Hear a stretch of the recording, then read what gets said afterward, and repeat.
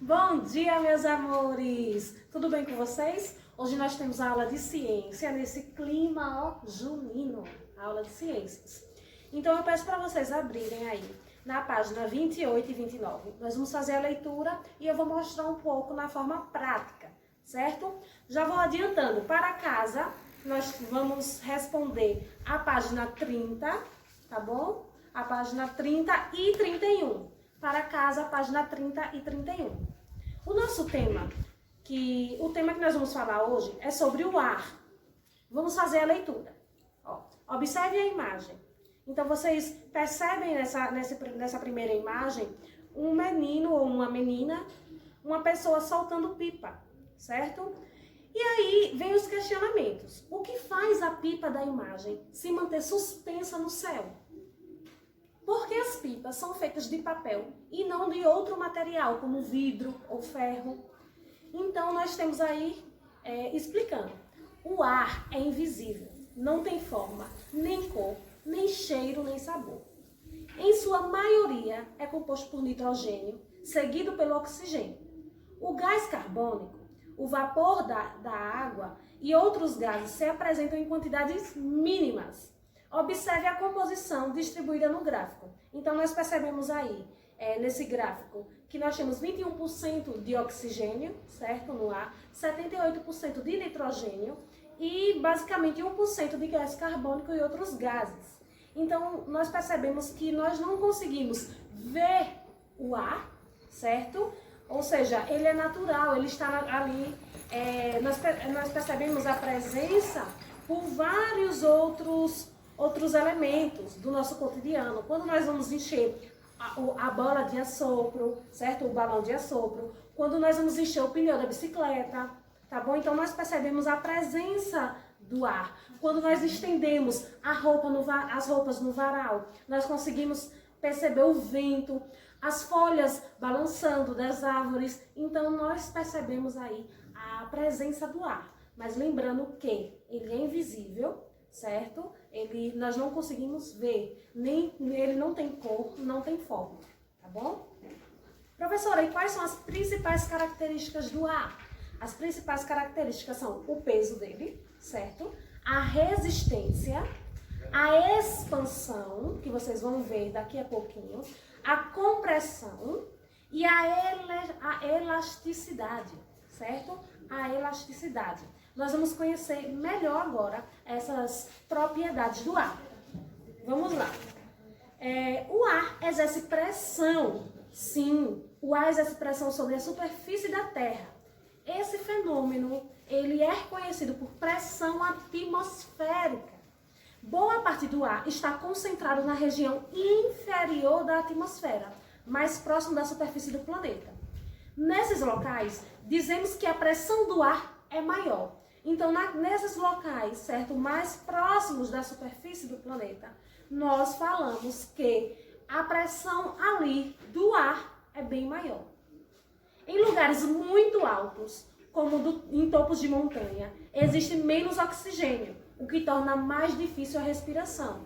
Não sei se vocês já ouviram falar no Everest, certo? Muitas pessoas tentam escalar o Monte Everest, mas muitas delas não conseguem, porque além de ser muito frio, lá tem pouca presença de oxigênio, então dificulta no momento da respiração. Então falta oxigênio, tem a questão do frio, então nós percebemos que o corpo ele não foi criado para que nós sobrevivêssemos nas alturas, ou seja, sobrevivêssemos em altitudes muito elevadas. Então o corpo não foi preparado para isso. Nós precisamos do oxigênio para a respiração mesmo, tá bom? Então, como o nosso livro traz, em lugares muito, muito altos, as montanhas não tem muita presença de oxigênio. Algumas pessoas sentem fadiga, falta de ar, desconforto, entre outros sintomas. E é por isso que muitas pessoas, ao tentar escalar o Monte Everest, elas acabam morrendo por conta desses fatores que nós acabamos de ler. Também, como eu falei para vocês há pouco, nós não estamos adaptados a certas altitudes. Nós não estamos adaptados às altitudes elevadas. Lembra? Altitude, longitude. Então, nós não estamos adaptados a altitudes elevadas. Nos topos das montanhas, e montanhas muito altas, muito elevadas. Então, lá tem uma altitude enorme, né? Então, como tem essa elevação da altitude, pouco oxigênio se tem lá no topo. Então, nós percebemos aí na figura que é uma família, ou um grupo de amigos que estão em uma montanha, né? E aí traz a seguinte afirmação: a presença atmosférica varia de acordo com a altitude. Em lugares altos, há pequenas quantidades de gases e vai diminuindo. Por isso, a pressão é menor. Nós temos aí na página 29 que o ar também tem peso. Nós vimos agora há pouco, sobre a questão da pressão que o ar exerce. E agora nós vamos ver que o ar tem peso. Isso mesmo, o ar possui massa e ocupa lugar no espaço. Nós não conseguimos ver, ele não tem cor, não tem cheiro, mas ele ocupa um lugar. Em uma garrafa de água, por exemplo, quando bebemos uma parte da água, esse espaço vazio é preenchido pelo ar. Então eu trouxe aqui uma garrafa para vocês, certo? E vocês percebem que quando ela está tampada, tá bom? Quando ela está tampada, eu não consigo amassar a minha garrafa. Eu não consigo, porque tem a presença de ar. Então, quando a garrafa está fechada, mesmo ela estando vazia, o ar, ele ocupa esse espaço interno, certo? Mas se eu retirar a tampa, o ar vai ter por onde sumir, certo? O ar vai ter por onde escapar. Então, consequentemente, eu consigo amassar minha garrafa. Quando a garrafa estava tampada, eu não conseguia, o ar não tinha por onde escapar. Então, é possível comprimir todo esse recipiente, certo? Então, nós sabemos que o ar, sim, tem massa, tá bom?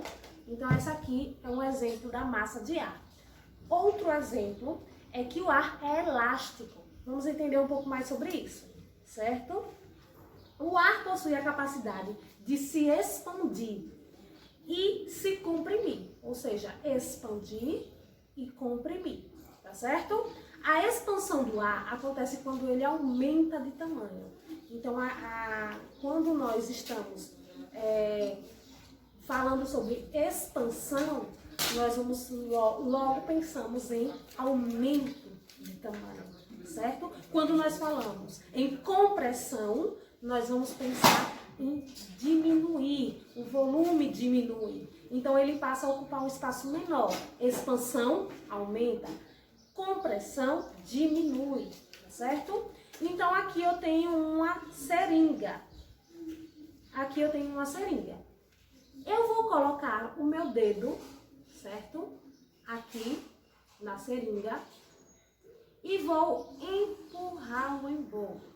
Você vê que eu não consigo, não tenho muita força para empurrar mais, porque está comprimido. E quando eu solto, o embolo retorna para o local. Ou seja, nós tivemos a compressão, então aquele local vai diminuir, vai comprimir. E quando eu solto o embolo, ele vai ter a expansão. Ele vai aumentar o tamanho onde o ar vai circular. Então, mais uma vez, no livro de vocês, diz assim: ao tampar a ponta de uma seringa vazia, lembre que ela está vazia, e pressionar o seu embolo, então eu vou pressionar o meu embolo, ele vai conseguir avançar até certo ponto. Ele não consegue mais avançar, eu estou apertando muito, pois o ar está comprimindo, ou seja, diminuindo, ocupando aquele espaço.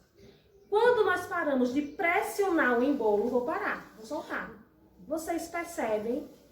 Peraí, eu soltei aqui o dedo sem querer porque já estava doendo. Vamos lá, mais uma vez. Eu estou apertando, comprimindo Quando o ar não tem mais para onde ir, eu solto, vocês percebem que o embolo retoma para o seu ponto, ou seja, ele está expandindo. Então, nós percebemos que o ar é elástico, certo? Ele tem essa capacidade de expandir e comprimir. E, por fim, nós temos aí um texto que diz assim, ó, um parágrafo. A temperatura é um fator que também influencia na expansão e na compressão do ar.